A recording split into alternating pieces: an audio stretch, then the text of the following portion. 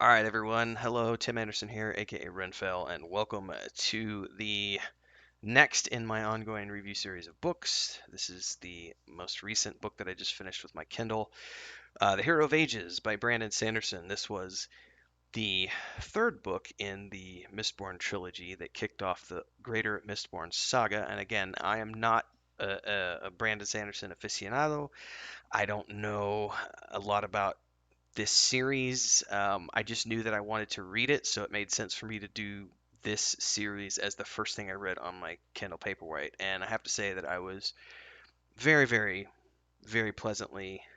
It was a satisfying and gratifying end to the trilogy, although it did have its flaws in my mind, and I'm going to be diving into those today in this video. If this is your first time here, do me a favor. Let me know what you think about the video with a like or a dislike. And of course, if you know something that you can answer, drop the comments below. Or if you just want to leave a comment and say, yeah, I love the book too, or whatever the case might be, let me know in the comments below. Of course, subscribe to the channel if you do like it, and don't forget to hit that bell icon so that you get updates for all the things that I do here on YouTube, which are quite a few. So check it out because there's a lot of different stuff that I do here beyond book reviews. So yeah, let's dive in. This is going to be there will be spoilers in this video, but I will have a uh, point when I let everybody know that the spoilers are coming so that you have the chance to bail at that point if you want to. But I kind of feel like at this point I'm the last place runner in terms of this book series because it's been years since it's been out and I just now got around to it. Um, so first and foremost, again, very satisfying conclusion to the end of this trilogy. I am really curious how many of these elements were planned out because there were some things that happened towards the end of this book that I went, oh man, that is like a really satisfying culmination of a multi-arc plot twist that I didn't see coming.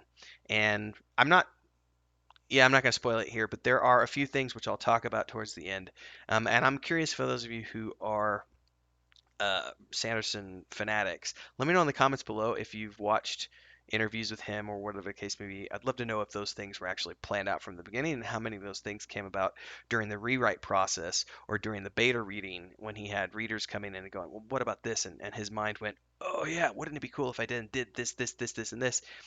And he tied it all in together and did some retrofitting. I'd love to know that. But I think this is one of the coolest endings to a trilogy that I've ever read. Once again, the narration was amazing. When you're getting multiple characters on a page, I feel Sanderson is a master of dialogue in that regards. Um, just really good detail throughout. However, the same problems that I didn't, the same things that I didn't like in Well of Ascension, the same problems that I saw. I'm beginning to think this is just a Sanderson thing. Again, I haven't read all of his other books yet. I've only read his Wheel of Time stuff, and then I came here.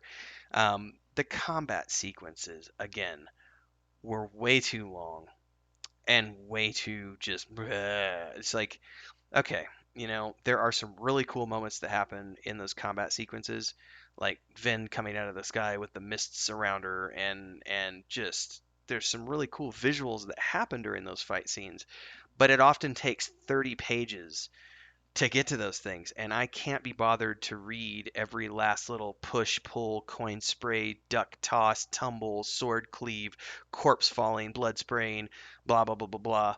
I skim read those, not gonna lie, and there's a lot of battle scenes in this book, especially battle scenes with the army and taking out Kolos and everything else, and just bored the hell out of me. So those I skim read. And also, once again, we have the internal monologuing of characters going on and on and on about the same things I mean, it's okay if you do it once and it's about a theme and a topic, but when that character repeats the same inner monologuing every time they show up on page, it gets to be the point where I'm just like, screw this character. I'm skim reading these sections. And so there was a lot of that. And that's where I kind of looked at this book and went, um, as much as I liked this book, I feel that it could have been trimmed down a lot. But again, um, that's just a me take. That's not everybody else's take. And I did still give the book 4 out of 5. If you read my review over on Goodreads, if it wouldn't have been for those things, the extended combat sequences and the inner monologuing, I would have given this a 5 out of 5. But those two things detract for me. Personal, all reviews are personal, so that's just my personal take on things. Um, so I guess this is a good point. Let's jump into the spoiler stuff now, and I'm going to give everybody a chance here. Let's take a 10-minute pause so that you can have time to walk away if you want to at this point for spoilers.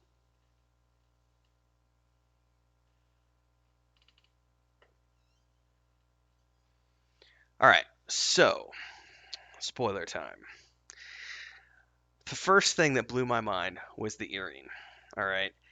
If this was planned from book one, this was a brilliant plot twist that was so well hidden that I can't believe I didn't pick up on it, especially given how predominantly metal being used when it's piercing someone's body as a means to control them uh, for ruin. It's like that became fairly clear like midway through the book. Well, actually earlier on, I think, because Marsh starts talking about it really early on. And so you get the idea, you know that he's being controlled. And then of course once Spook figures it out, I think I figured it out before Spook. I don't remember if it's explained before Spook or if I just figured it out before Spook figured it out. But the earring, I had no idea, and I think it's because it was there from book one, and so it was like, and it wasn't ever like the way I was thinking about metal piercing a body. It was never presented in that way. It was a thing that was with her from before book one started. And so, that if that was actually written in as a plot device in the outline before he started writing this book, holy shit, props, man. However, I would love to know if that's actually the case or if this is just something where as the book series evolved, he went, oh, I created this magic system where things can be pierced by metal, and that's how Rune controls them. And I could retro it to make the earring work as part of that. If that's the case, either way, it's brilliantly done. But I would love to know if anybody out there knows this, if it was actually written in the outline from the beginning like that. That was really cool. Similarly, the fact that the mists were the body of preservation.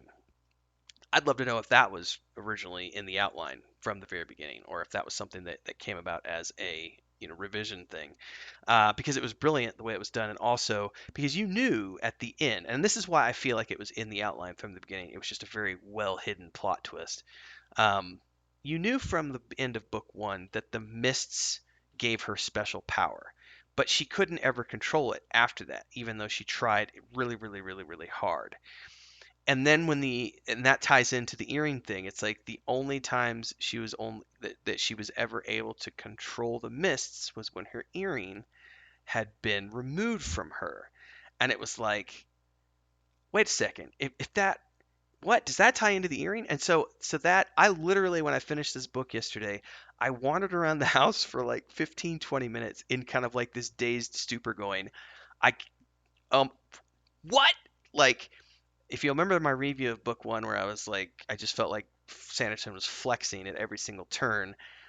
This is that moment again. I just felt like he just kind of finished this up and did like a, and was like chest flex about all these cool elements that were coming to fruition at the end of this book. Not gonna lie, those two elements for me, the mist reveal and then the earring thing, was all just so cool and so well done.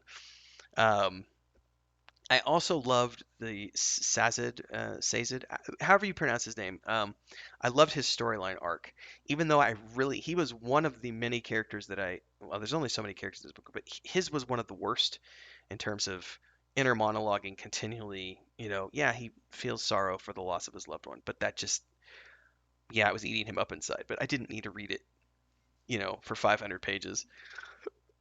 Excuse me. But his arc of going from being destroyed mentally and not having any faith and being like an atheist, and then coming to the realization that, oh, I'm God now. Like, that was really cool. And also the moment because I had a thing at the beginning of this book when I started to suspect that Elend might be the hero of ages, and then it might not be Vin, because suddenly we have this new Allomancer, and he's super powerful, even though he doesn't have the control that Vin has. And so there were moments in my mind where I'm like, the plot twist is going to be that he's the hero of ages. That's going to be the plot twist because the second book set us up to believe that Vin was the hero of ages, but I think now he's going to set Elend up to be the hero of ages, and then it happened to be that it was neither of them. And as they started getting towards the end of the book, and you start hearing about the neutral, term hero of ages, and that they weren't ever specifying a gender, the more and more it was kind of pushing that it had to be Vin. And then, of course, Vin takes on the power, and she's battling Ruin in the skies, and you really do believe that she's the hero of ages. And then, when everything comes to the end, and Sazed sees the two, lines of power, and he steps up and grabs him with both of his arms, and he's like, "Wait a second, I'm a eunuch. I'm neither male nor female. I'm the hero of ages." Like that was really cool. Uh, Very, very well done. So ultimately, the end of the book was very satisfying. The only thing I didn't like is he teased there are still two metals that we know nothing about, which is a great way to say, hey, I'm going to write more Mistborn books that you need to go read. But I'm not in a position right now where I'm not jumping into the other Mistborn books right away because I have other things that I'm going to be reading. But it is a great tease because now you know that there are other metals and other things that are going on. And I think it's curious to me because the way the book was left to at the end of this, where the planet has now been realigned and back in its pre um, destruction state. So, him this was another kind of cool element of the building up of Sazed's character, with this, being like the best scholar of the Terrace people and having all of this information at his disposal collected from, all of these, centuries of cultures. And so he's able to draw upon that, like draw upon maps to make the continents again, and then draw upon star maps to put the planet where it should be, and then using pictures and things to bring back flowers and things of that nature. All of those were extremely well done in terms of plot devices.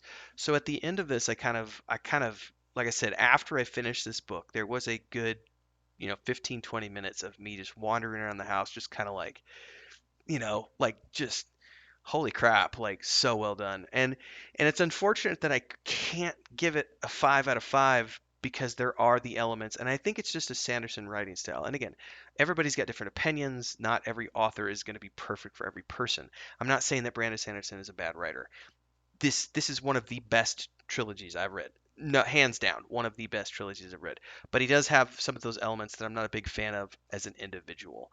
Um, and also, I could say the same thing about like Robert Jordan. Robert Jordan relied way too much. The braid tugging thing was ridiculous, and every floral detail on a dress. I mean, that kind of stuff got a little old after a while. And I can also say things like Roger Zelazny, his characters smoked way too many cigarettes and drank way too much coffee, which back when I used to smoke cigarettes was always kind of a cool little thing because it gave me a way to personally relate to the characters. But as I've gotten older, it's like I can, you as you read more books, you can pick up on things that you don't necessarily like about certain authors. And for Sanderson, he gets way too there's too much existentialism going on sometimes, and his combat scenes are ridiculously long. I'm very curious now to see if he repeats that same process in his other books or if he does something different in future books. So I will be reading more Sanderson at some point. It won't be now because I'm moving on to other stuff. That was a huge trilogy to read, and it was very well done, and I'm glad to be done with it. It was like maybe it was like 6 weeks or something, I think, for me to get through all three of these books. So I'm done with the trilogy. Spot on, love it. Thanks for the recommendations, and of course, all of you who followed along through the series, thanks so much for hanging out and listening to me ramble about the books through 3 episodes. Stick around because we got more stuff coming down the pipeline. I'm currently going to be reading. Well, I don't want to talk about it here because that'll make it. It won't be evergreen if I talk about what I'm reading next. So you'll just need to stay tuned. Don't forget you can follow my Goodreads below if you want to follow my account there. I don't really do much there other than review books from time to time. But it's another place that you can follow me at. And of course, if you like this video, let me know. Leave a comment below. Subscribe to the channel. Hit the bell icon. all those good things. And if you want to join our Discord, the links are down there as well. You can come hang out with my brother and I, my wife, everybody else in our community as we work on Project Raymond and other things in the future. Thanks so much for following along, everybody, and I will see y'all when I finish reading the next book, which I already started last night. I had a 6 hour marathon session yesterday. I did 3 hours and I wrapped up Hero of Ages, took a 30-minute break, made some dinner, and then jumped back into the next book. And I can't wait to unveil that to you. So thanks, everybody. Next time, stay safe.